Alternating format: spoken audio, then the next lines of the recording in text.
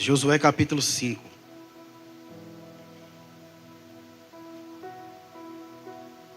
Vamos ler do capítulo 1, do versículo 1, desculpa. Versículo 1 até o 12. Vamos ler a palavra do Senhor. Obrigado. Sucedeu que, ouvindo todos os reis dos amorreus, que habitavam desde o lado do Jordão ao ocidente, e todos os reis dos cananeus que estavam ao pé do mar, que o Senhor tinha secado as águas do Jordão, de diante dos filhos de Israel, até que passamos, desmaiou-se-lhes o coração, e não houve mais alento neles, porque causa dos filhos de Israel. Naquele tempo, disse o Senhor a Josué: faze facas de pedeneira, e passa de novo a circuncidar os filhos de Israel. Então Josué fez para si facas de pedeneira, e circuncidou os filhos de Israel em Gibeate Aralote. Foi esta a razão porque Josué os circuncidou. Todo o povo que tinha saído do Egito, todos os homens de guerra, eram já mortos no deserto pelo caminho, porque todo o povo que saíra estava circuncidado, mas a nenhum deles que nascera no deserto pelo caminho, depois de terem saído do Egito, haviam circuncidado. Porque 40 anos andaram os filhos de Israel pelo deserto, até se acabado toda a gente dos homens de guerra que saíram do Egito, que não obedeceram à voz do Senhor, aos quais o Senhor tinha jurado que lhes não havia de deixar ver a terra que o Senhor, sob juramento, prometeu dar aos seus pais, terra que emana leite e mel. Porém, em seu lugar pôs os seus filhos, e este Josué circuncidou. Porquanto estavam circunciosos, porque os não circuncidaram no caminho. Tendo sido circuncidado toda a nação, ficaram no seu lugar no arraial, até que sararam. Disse mais o Senhor a Josué: hoje removi de vós o opróbrio do Egito, pelo que o nome daquele lugar se chamou Gilgal, até o dia de hoje. Estando, pois, os filhos de Israel acampados em Gilgal, celebraram a Páscoa no dia 14 do mês, à tarde, nas campinas de Jericó. Comeram do fruto da terra. No dia seguinte, Páscoa, pães asmos e cereais tostados comeram nesse mesmo dia. No dia imediato, depois que comeram do produto da terra, cessou o maná, e não tiveram mais os filhos de Israel, mas naquele ano comeram das novidades da terra de Canaã. Amém, irmãos? Podeis sentar, irmãos. É simples essa leitura. Acho que eu tive dificuldade porque está cortando ali as vírgulas. Mas nós observamos essa história de Josué, no capítulo 5, Gilgal, né? Terra de escape e de livramento. Amém, irmãos? Glória a Deus. Nós observamos que quando Deus providenciou a travessia do povo de Israel em Jericó, aquelas nações que estavam depois de Jericó, do outro lado do rio, diz aqui no versículo 5, e sucedeu que todos os reis dos amorreus que estavam no lado oeste do Jordão, e todos os reis dos cananeus que estavam perto do mar, ouviram que o Senhor havia secado as águas do Jordão diante dos filhos de Israel, até que tiveram atravessado, o seu coração derreteu, tampouco restou nele o espírito por causa dos filhos de Israel. Eles ficaram tenebrosos pelo livramento que o Senhor Deus deu a Israel ao atravessar Jericó. E nós observamos, irmãos, que o que nós devemos fazer diante desse texto, o que nós devemos pensar diante desse texto, nós devemos nos preparar aqui, irmãos, para observarmos a estratégia que Deus deu a Israel antes de guerrear. O que devemos fazer antes da guerra? Quais são os preparativos? Olha, a maior prudência que nós podemos observar é que quando nossos inimigos, quem guerreia, quando os inimigos estão tenebrosos, a melhor forma é avançar e sucumbir àquela terra. Mas Deus não pediu para que as pessoas, para que os povos avançassem para guerrear contra aquelas nações gentias, aquelas nações pagãs. Mas também Deus não pediu para que Josué treinasse a nação em espada, em lutas, em exercícios físicos. Não, Deus deu algumas ordens que não tinha nada a ver com a guerra, porque a guerra que Deus queria mostrar a Josué era a guerra espiritual. Era uma guerra espiritual. E nós observamos aqui, irmãos, que Deus, Ele trouxe à tona 2 rituais que o povo de Israel passou 40 anos, não é? 40 anos sem praticar. Os filhos daqueles que desobedeceram o povo de Israel, dentre o povo de Israel, porque o povo de Israel saiu do Egito. Mas aquele povo que saiu do Egito, eles celebraram a Páscoa e foram circuncidados. Porém, todavia, no decorrer do deserto, eles murmuravam, eles levantaram ídolos, e Deus ali impediu que ele entrasse na terra prometida. E nós observamos, irmãos, que aquele povo era um povo que cometia sacrilégio, aquele povo que saiu do Egito. Eles viviam de cerimônias e não praticavam aquilo que Deus mandava. Eles murmuravam, eles eram ingratos a Deus. Nós observamos lá em Romanos, capítulo de número 2, e o versículo 17. Aqui é a escrita total do povo de Israel, dos judeus, que saíram ali do Egito. Diz assim: eis que tu és chamado judeu, e descansas na lei, e te vanglorias em Deus. Romanos 2 e 17. E o 18 diz: e conhece a sua vontade, e aprovas as coisas mais excelentes, sendo instruído pela lei. O povo de Israel. Confias tu que és guias de cego, luz dos que estão em trevas. O objetivo do povo de Israel era Deus usar o povo de Israel para trazer o conhecimento de Deus para toda a terra. Instrutor dos insensatos, mestres de criança, que tens a forma de conhecimento e de verdade na lei. Tu, pois, que ensinas a outro, não te ensinas a ti mesmo? Tu que pregas que um homem não deve furtar e furtas? Tu que dizes que o homem não deve cometer adultério e tu comete adultério? Tu que abominas os ídolos, tu cometes sacrilégio? Sacrilégio é brincar com as coisas de Deus, fazer piada com as coisas de Deus. E tu que vanglorias na lei, por meio da infração da lei, tu desonras a Deus? Porque o nome de Deus é blasfemado entre os gentios por causa de vós, como está escrito. O foco aqui está o nome de Deus. Você pode ver de Gênesis até Apocalipse, para que o nome de Deus não seja envergonhado. Deus sempre dá um livramento, Deus sempre levanta o profeta, Deus sempre estrutura algo. Porque a circuncisão é verdadeiramente proveitosa se tu guardares o quê? A lei. A circuncisão, a prática, em Josué capítulo 5, versículo 2, foi a circuncisão.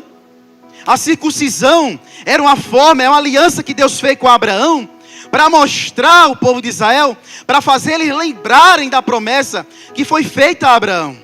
Mas aqui em Romanos diz que não adianta você praticar a circuncisão se tu não obedece à lei.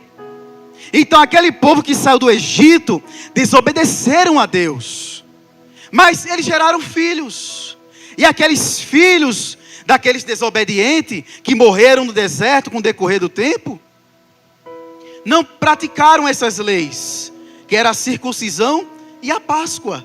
Eles não tinham conhecimento disso. Aí Deus dá a ordem a Josué. Deus dá a ordem a Josué para que Reúna o povo, pegue facas de pedra e circuncide todos os homens daquele lugar, para que todo o povo seja circuncidado, para que eles façam lembrar, para que eles possam lembrar da aliança que Deus fez a Abraão, a Isaac e a Jacó. Antes, o corte da carne é um símbolo de separação do pecado, de impureza. Mostra aí a marca do Senhor Jesus, da marca de Deus para o povo de Israel, simbolizando aí que Deus resgatou esse povo, santificou, separou, apesar que tem alguns meios, alguns caminhos, né? Questão de saúde, para não haver infecções urinárias, para que os homens possam guerrear e não morrer ali no deserto. E também a facilidade de gerar filhos. Por isso que o povo de Israel, por ser circuncidado, tinha mais facilidade de gerar filhos. E o povo de Israel crescia grandemente, cumprindo a promessa do Senhor que foi feita a Abraão, que serás bendita sobre todas as nações da terra. Então, o corte da carne é o símbolo da separação do pecado e da impureza.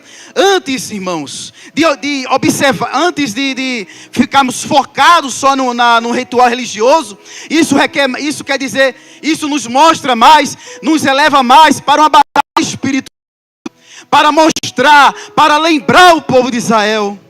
Tudo aquilo que nos distancia de Deus deve estar longe de nós também. A guerra começa com a entrega do coração.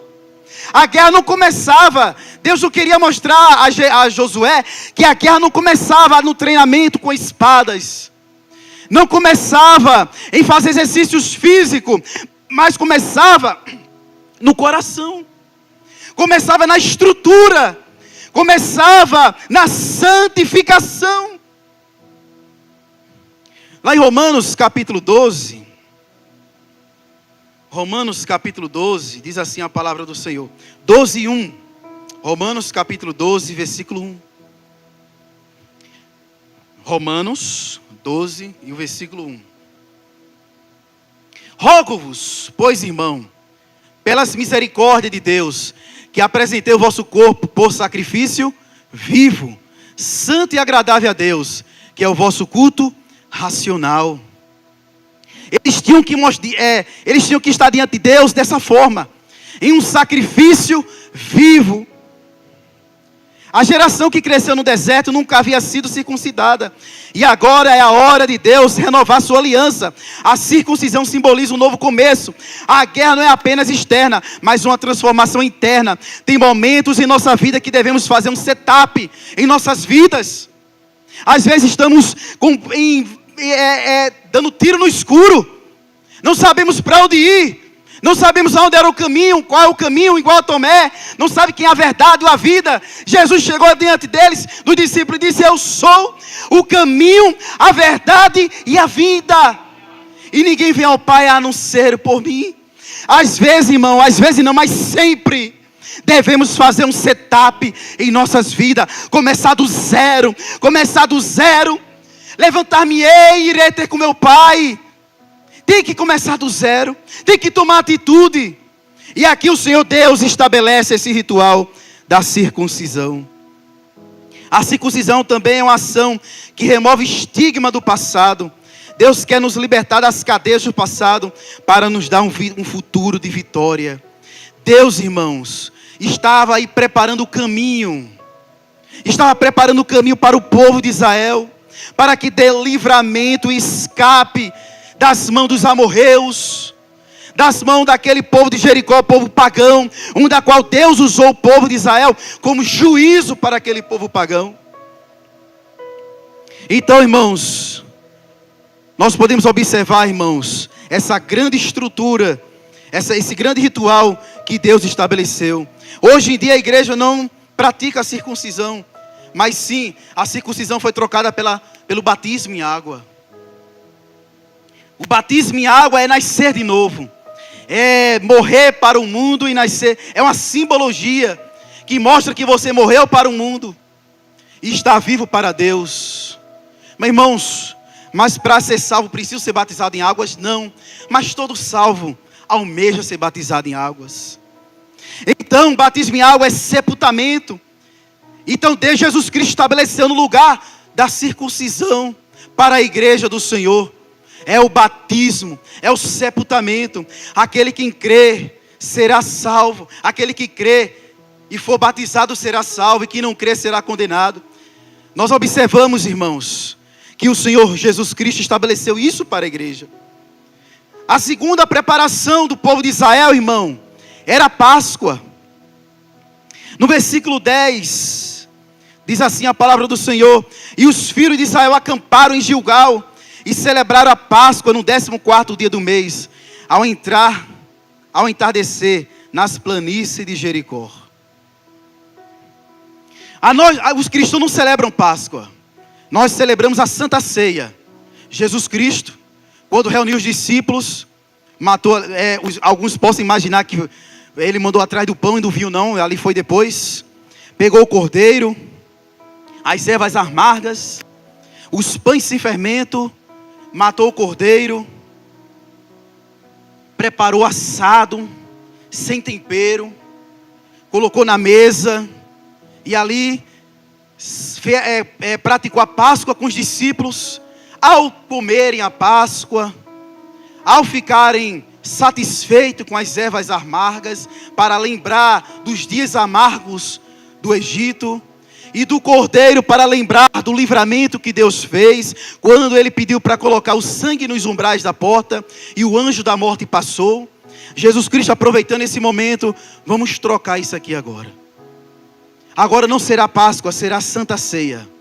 Tomou o cálice e o pão, e disse: comei, que este daqui é minha carne, e bebei, que este daqui é o meu sangue. Fazei isso em memória de mim, até aquele grande dia venha, e que possamos comer junto com o nosso Pai. Então, irmãos, a Páscoa, que é a Santa Ceia hoje, é o memorial de libertação do povo de Israel da escravidão egípcia. E nesse momento também simboliza a lembrança da graça divina que os protegeu e sustentou durante a caminhada no deserto. A celebração da Páscoa agora na terra prometida sinaliza a transição de uma jornada de libertação em uma jornada de conquista. A Páscoa nos lembra da salvação de Deus no passado. Antes de avançarmos para o futuro, devemos lembrar e celebrar com fidelidade a Deus o que Deus fez em nosso passado. Deus nos resgatou das trevas para a sua maravilhosa luz e nos levou para o reino do Filho do seu amor. Glória a Deus. Então, irmãos, a Páscoa nos dá a memória, dava o povo de Israel a memória da libertação, porque o povo era esquecido, irmãos. Deus fazia milagres, daqui a pouco o povo estava murmurando. O povo era esquecido, e é necessário a igreja praticar a Santa Ceia, porque a gente é esquecido. Nós precisamos voltar à memória de que Cristo fez na cruz do Calvário. Glória a Deus. Jesus Cristo morreu, pendurado numa cruz, para nos salvar dos nossos delitos e pecado. Deus agradou em moê-lo. Vamos lá, o que Deus fez com seu filho. Isaías. Não marquei aqui no esboço, mas está lá em Isaías. Capítulo de número...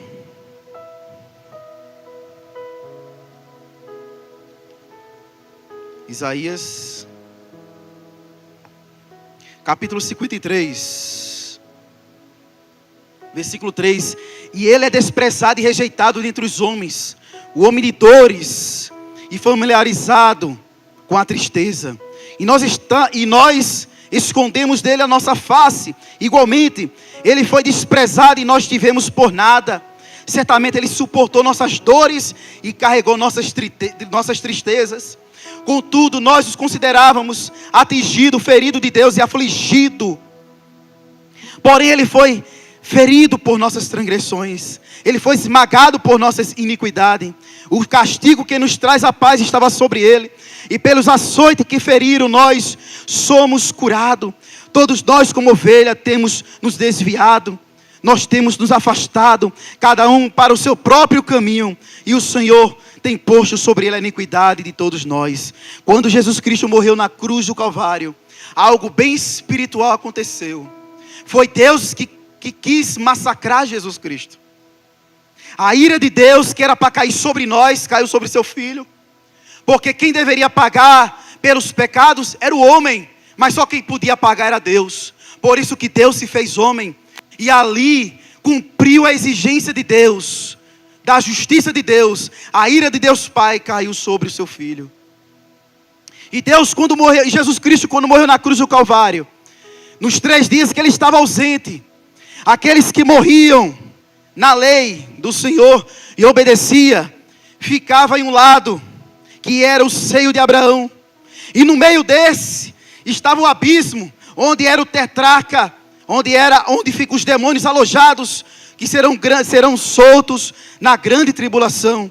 E do outro lado fica o Seol, onde aqueles ímpios que não praticavam a lei e não guardavam a lei do Senhor ficava.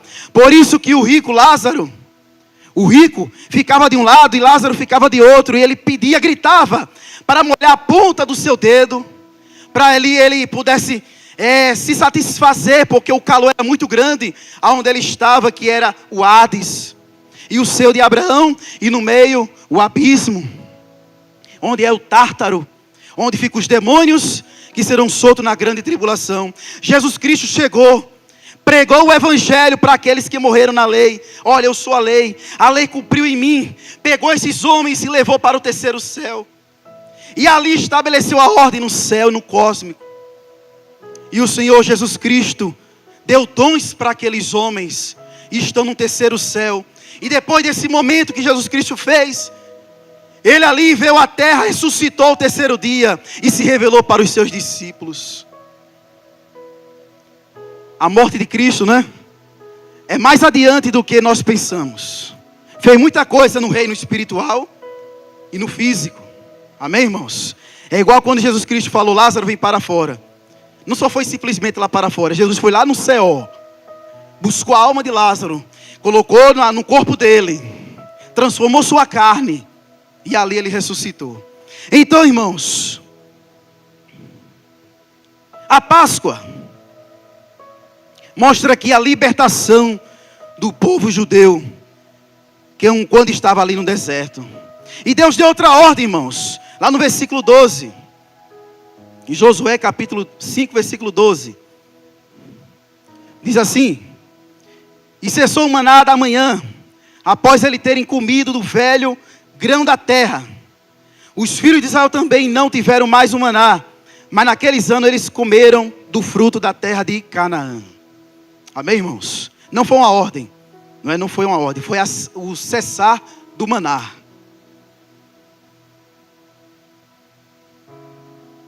Deus deu duas ordens para antes entrar a guerra: a circuncisão, que lembrava da aliança que Deus fez com o povo de Israel; a Páscoa, para lembrar ao povo de Israel que Deus livrou o seu povo do Egito, das mãos de Faraó, e Deus fez cessar o maná.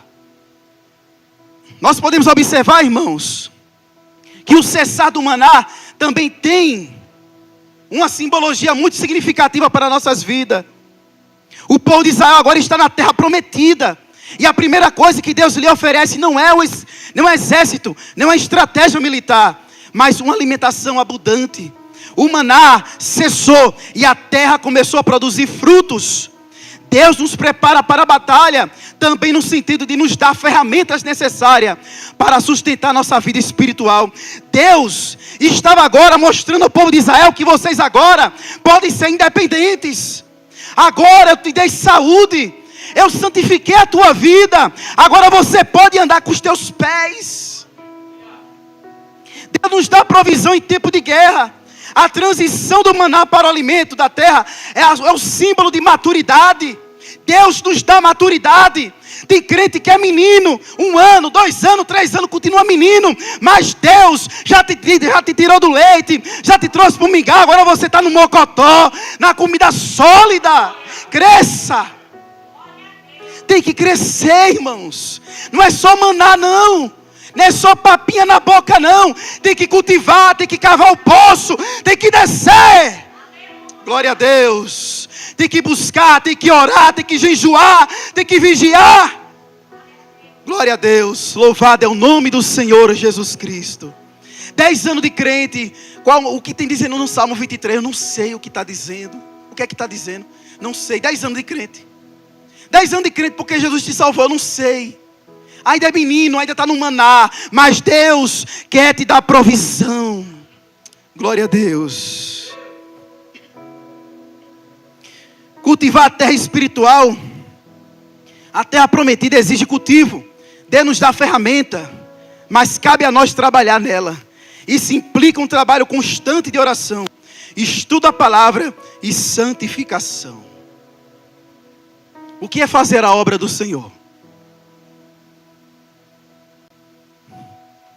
O que é fazer a obra do Senhor? A obra do Senhor está em fazer a vontade do Pai, do Deus Pai Todo-Poderoso. Se você está fazendo a vontade de Deus, você está fazendo a obra do Senhor. Como nós podemos fazer a obra do Senhor aqui no culto? Ouvir a pregação da palavra, manter uma vida de comunhão, no trabalho, obedecer os patrões, obedecer as regras, dar bom testemunho, em casa, honrar a esposa, honrar o marido. Isso são maturidade que Deus dá ao povo, para que nós possamos chegar lá, na nova Canaã celestial. Glória a Deus. O pão que vem da terra de Canaã é um tipo de alimento espiritual que precisamos para a nossa jornada. Em tempos de batalha, nossa alimentação espiritual, através da palavra e da comunhão com Deus, nos dá força para vencer. Deus agora deixou a nação estruturada. Agora a nação está pronta para a guerra. Circuncisão, consagração pessoal, a Páscoa, celebração da fidelidade de Deus e o cultivo espiritual. Se você passou por essas etapas de não amar o mundo, 1 João 2, não estou lembrado do versículo, não ameis o mundo, nem o que no mundo há. E o que há no mundo? A concupiscência da carne, a concupiscência dos olhos e a soberba da vida não vem do Pai, mas sim do mundo. Quando você nega as coisas do mundo, começa a obedecer a Deus, já está na hora de você gerar frutos. Já está na hora de você gerar para o reino de Deus. Já está na hora de você sair da mermice. Já está na hora. Um certo homem, um pregador, falou para mim, chama J. Silva, faz tempo, tinha meus 15 anos, 14, em Pernambuco. Irmão Roberton, ele era diácono da igreja. Os cristãos é igual um boi, é igual um boi. Aí eu não entendi por que igual um boi, nós não somos ovelhas. É porque o boi não sabe a força que tem.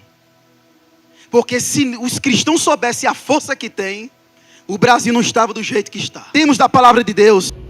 Se vocês soubessem o que é dobrar o joelho pela madrugada, se vocês soubessem o que é obedecer a palavra do Senhor, pregar o evangelho e não se envergonhar do evangelho de Cristo. Se você soubesse o que é pegar algo e começar e não parar e ir até o fim. Se você souber como é isso, como é focar nas coisas, isso vale tanto para o reino de Deus, como para nossas coisas também. Focar. Glória a Deus. Louvado é o nome do Senhor Jesus Cristo. A guerra exige que está. Temos da palavra de Deus e que cultivemos uma vida de oração, serviço e dependência total dele. Assim como o povo de Israel se preparou para a guerra com a circuncisão, a ação da Páscoa e o cultivo da terra, nós também devemos nos preparar para a guerra espiritual de forma integral. Em Josué, capítulo 1,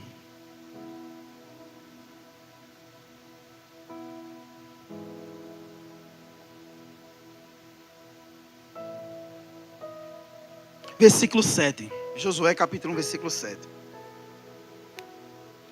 Glória a Deus. Tão somente ser forte e muito corajoso para teres cuidado de fazer segundo toda a lei. Aqui é engraçado que Deus, de novo, ser forte e corajoso. Eu acho que Se a gente tapasse aqui e botasse ser forte e corajoso, a gente ia saber. Ser forte e corajoso para guerrear. Ser forte e corajoso para vencer a batalha. Mas não, Deus fala ser forte e corajoso para quê? Para guardar a sua lei. Precisa de mais coragem para guardar a palavra de Deus do que guerrear contra os amorreus.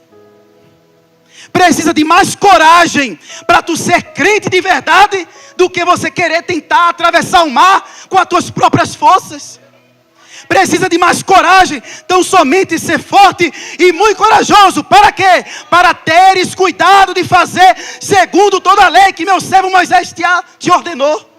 Tem gente que pega esse versículo, irmão, enfrenta essa batalha, ser forte e corajoso. Não, pega essa Bíblia e ser forte e corajoso. Glória a Deus. Abre a tua Bíblia e ser forte e corajoso para cumprir o que está escrito. Depois você vai para a batalha. Para a batalha não precisa ser forte e corajoso não. Mas aqui, irmão, precisa ser forte e corajoso. Porque não precisa ser forte e corajoso na batalha. Porque a batalha é do Senhor. A batalha é de Deus. É Ele que vai guerrear por você. Não precisa mover uma unha. Agora obedeça a voz do Senhor. E nela não te desvie nem para a direita e nem para a esquerda. Glória a Deus. Seja forte e corajoso para enfrentar o teu marido que não é crente. Não adianta ser forte e corajoso para enfrentar aquele que está te perseguindo. Não. Seja forte e corajoso para obedecer a Deus. E deixa aqueles que te rodeiam com Deus. Glória a Deus. Aquele que habita no esconderijo do Altíssimo, a sombra do Onipotente descansará. Direi do meu Senhor, fica lá debaixo das asas do Altíssimo. Direi do meu Senhor, Ele é meu Deus, um refúgio, a minha fortaleza. E nele esperarei, nele confiarei. Porque Ele me livrará do laço do passarinheiro e da peste perniciosa. 1000 cairão ao meu lado, 10.000 à minha direita, mas eu não serei atingido, porque Tu, ó Senhor, és o meu refúgio. Glória a Deus. Seja forte e corajoso. Toda vez que você for ler esse versículo e achar que é ser forte e corajoso para enfrentar, não é isso não. É ser forte e corajoso para acordar de manhã cedo, abrir essa Bíblia, ler ela e obedecer o que está nela. Amém, irmãos? Que Deus os abençoe.